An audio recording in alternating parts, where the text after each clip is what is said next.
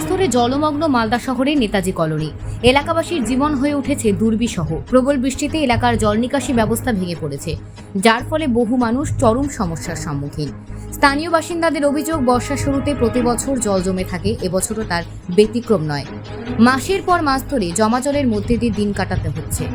স্থানীয় বাসিন্দারা অভিযোগ করেছেন, বহুবার কাউন্সিলরকে জানানোর সত্ত্বেও সমস্যার সমাধান হয়নি। গত বছর কাউন্সিলর মাপজোক করে গেলেও কাজের কাজ কিছুই হয়নি। এখন জল পচে চর্মরোগ সহ নানা অসুস্থতার ঝুঁকিতে রয়েছেন বাসিন্দারা। তাদের মধ্যে তীব্র ক্ষোভ ছড়িয়েছে প্রশাসনের বিরুদ্ধে। এ প্রসঙ্গে সাংবাদিকদের মুখোমুখি হয়ে স্থানীয় কাউন্সিলর মনীষা সাহা মণ্ডল জানান, এই সমস্যাটা বহু পুরনো। নেতাজি কলোনি, মালঞ্চপল্লী ও বৃহস্পতি এলাকায় জলমগ্ন অবস্থা রয়েছে। তবে ইংরেজবাজার পৌরসভা ও ইরিগেশন দপ্তর ইতিমধ্যে ড্রেনেজ ব্যবস্থা সংস্কারের কাজ শুরু করেছে। আশা করছি খুব শীঘ্রই সমস্যার সমাধান হবে এবং সাধারণ মানুষ স্বস্তির নিঃশ্বাস ফেলতে পারবেন। জলের সমস্যা, একটু বৃষ্টি হলে জল বেঁধে যায়, রাস্তা ডুবে যায়, আমরা খুব অসুবিধা, চলতে পারছি না। দোকান আছে, দোকানও ঠিকমতো চলে না, জলের জন্য লোকজন আসে না। তারপর রাস্তাটা হলে আমাদের খুব উপকার হতো। মাসের উপরে হয়ে গেল, বৃষ্টি হলেই জল বেঁধে যায়। ব্যবস্থা মেপে টেপে গেছে, কিন্তু এখনো কোনো ব্যবস্থা হয়নি। আমরা চাইছি রাস্তাটা উঁচু হোক, 2 ফিটের মতো উঁচু হলে আমাদের রাস্তায় জল জমতো না। এই জলটা বিল ভরার জন্যই জমছে না, ক্যানেল হয়নি। ক্যানেল হলে জলটা বেরিয়ে যেত, ক্যানেল নেই তো কী করে জল, একটু বৃষ্টি হলে জল বেরিয়ে যায়। হ্যাঁ, পোকামাকড়ের ভয়, সাপও আসে, তারপরে পা চুলকানি হয়ে যাচ্ছে, অনেক কিছু হচ্ছে। নোংরা জল, বাথরুমের জল সব এসে ঢুকে যাচ্ছে। রবি সরকার। এই জলটা তো আপনার আষাঢ় মাস থেকে আছে।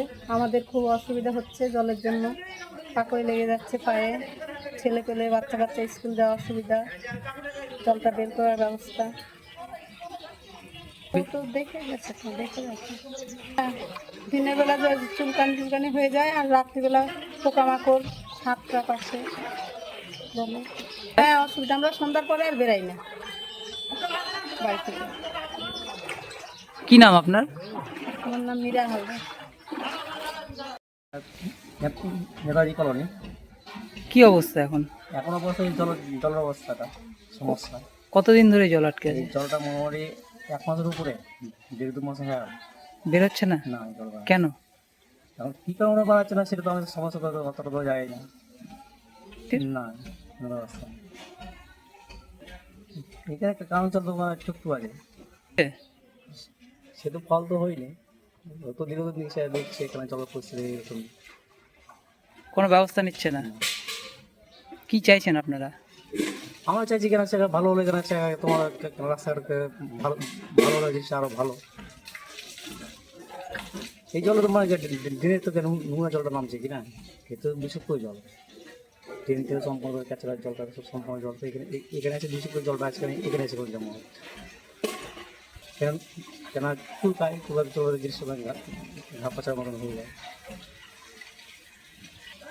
ঢুকে তো যত জঙ্গল আছে কিনা পাশে আশেপাশে জঙ্গল আছে, সাপ পোকা ঢুকবে। কি নাম আপনার? আমার নাম কার্তিক সরকার। হ্যাঁ, আমাদের পেছন দিকের কিছু এলাকা, যেমন নেতাজি কলোনির কিছু অংশ আমাদের অবশ্যই জল জমে আছে। এটা দীর্ঘদিনের একটা সমস্যা, নতুন সমস্যা নয়। আমাদের তো এটা বিলেরই, বিল সংলগ্ন কিছু এলাকা এই অতিবৃষ্টির ফলে জলমগ্ন হয়ে পড়ে। তো সেরকম সেই এলাকাগুলো শুধুমাত্র বর্ষার সময় নয়, মানে বর্ষাকালেই দীর্ঘদিন ধরে জলটা জমে থাকে। তো আমরা এই ডেঙ্গুর প্রাককালে চেষ্টা করছি সেই জল জায়গাগুলো, যেহেতু জল নিকাশির আমাদের কাজ চলছে, আপনারা জানেন খুব ভালো মতো, এবং আমাদের চেয়ারম্যান স্যার অতি তৎপরতার সাথে সেই জায়গার কাজ সম্পন্ন করার জন্য আমাদের ইরিগেশনের এনওসিও নিয়ে এসছে। তো আমাদের সেই কাজ চেষ্টা করছি আমরা খুব তাড়াতাড়ির সাথে সম্পন্ন করার, এবং সেই কাজ সম্পন্ন হলে আশা রাখছি আমাদের এই জলের সমস্যা থেকে আমরা মুক্ত হব।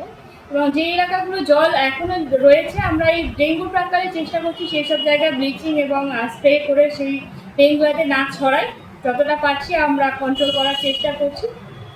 এইভাবেই চলছে, কারণ আমাদের এই মুহূর্তে অপেক্ষা করা ছাড়া, ওই কাজটা সম্পন্ন করা ছাড়া আমাদের হাতে এই মুহূর্তে কিছু করণীয় নেই।